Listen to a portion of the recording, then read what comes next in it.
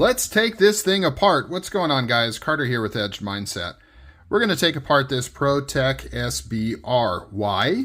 Why, might you ask, are we going to take this thing apart? Because I think it might make good content and it might help you guys out in case you want to take one apart.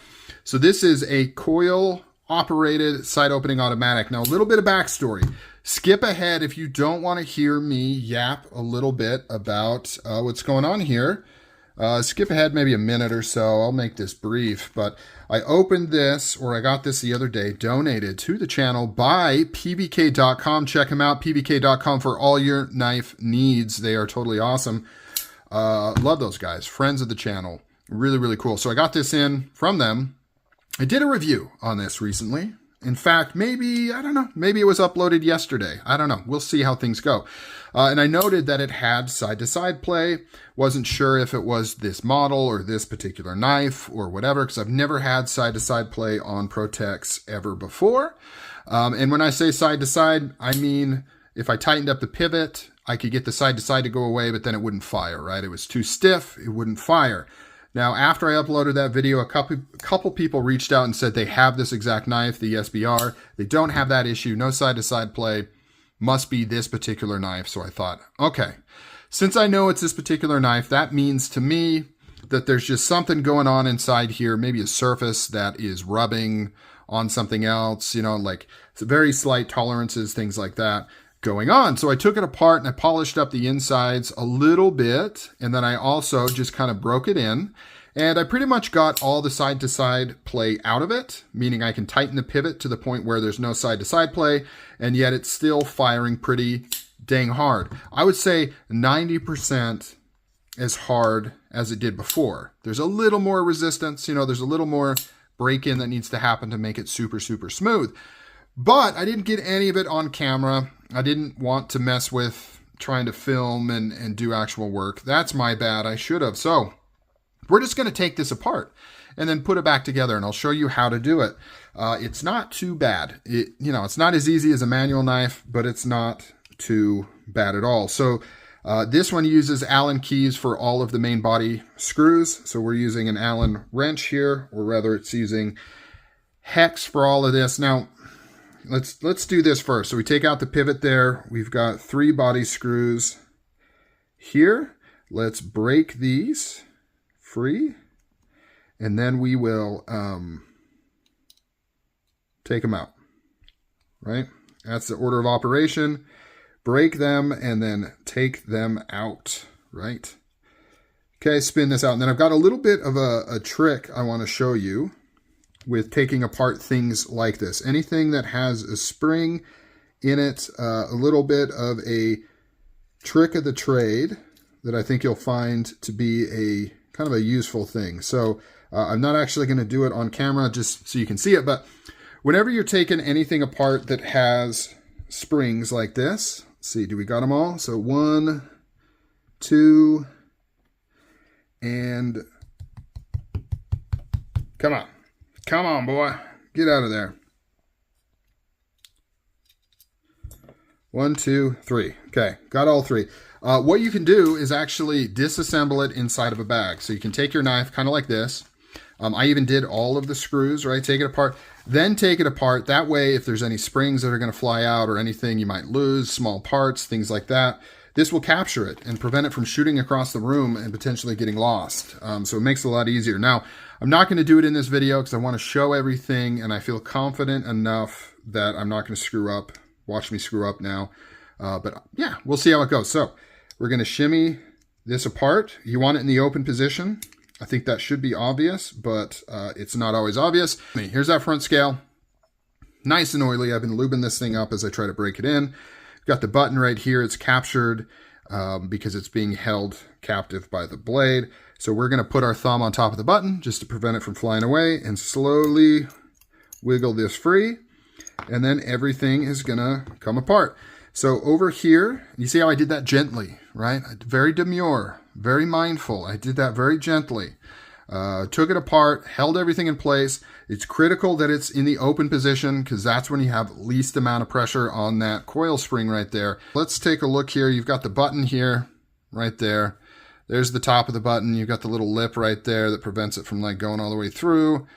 This is what does all the lockup, this kind of coned shape right here. And in fact, you can see how there's more wear on this side where it's actually interfacing with the tang of the blade. This is what's providing that lockup, and the fact that it has that coned angled shape is that's what allows it to like continue to wear in, right? So you don't get play and things like that. So we'll put the button over here. Here we have the blade. You can see on this side is where the coil spring is interfacing with it here. So it's got two main points of interest. You've got this little tang right there, and then you got this guy pointing out right there.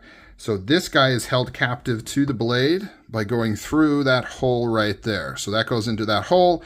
That's what affixes it to the blade.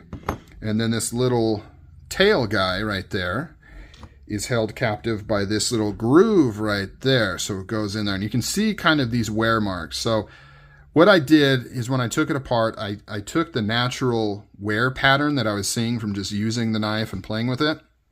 And I kind of just focused more on that with some really fine grit sandpaper, right? So I just kind of expanded on the parts that were already touching, and it seemed to kind of do the trick and help.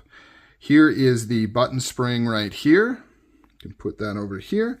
And then here is the hole where the plunger goes in, and of course the stop pin, which is just a fix. Now, this ProTechs are done very nice. Like, side opening automatics aren't the easiest to take apart and put back together, but ProTech makes it about as easy as you possibly can.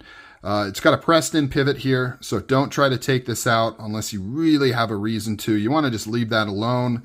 And that's it. You can see it's just a clamshell construction right there. Easy peasy. It's all milled out. You can see it's got serialization on there to match up all the parts. And yeah, that's it. So that's the takedown. Now, putting it back together is a little bit trickier, but it's not too bad. We'll try to see if we can knock this out in like one attempt, you know. Things never seem to work out that well, but okay, we're going to start with this. Remember, we take that doodad right there, we put it in the hole, which is over there. So you just got to line that up and get it in that hole, which, you know, depending on how tight the tolerances are, slid right in, no big deal. So that's what it's like in there. And you can see on the back how it goes through that hole right there. So now that's captured. Now here's the deal though. If you mimic this in the open position, you can see how that tang does not just slide into that notch, right? It is under a little bit of tension. So you actually have to put it in and then kind of affix it.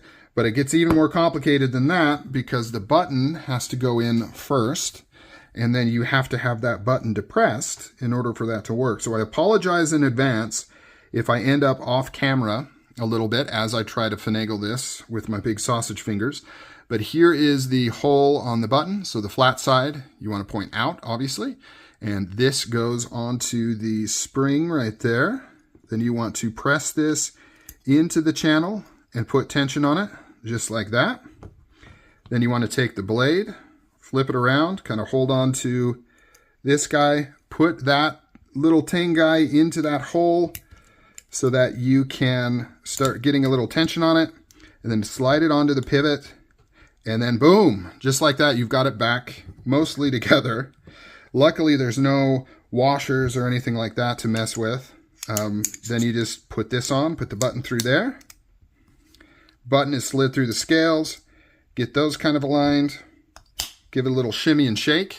And then now you have it back together. Pretty easy. Can even fire it without having that pivot in there. You want to make sure and hold some tension on it, right, until you get everything kind of back to the way it should be. But for the most part, you got it back together. So not too bad on these ProTechs. They've specifically built these things to be pretty dang easy to put back together. I've put too much tension on here. Loosen that up a bit.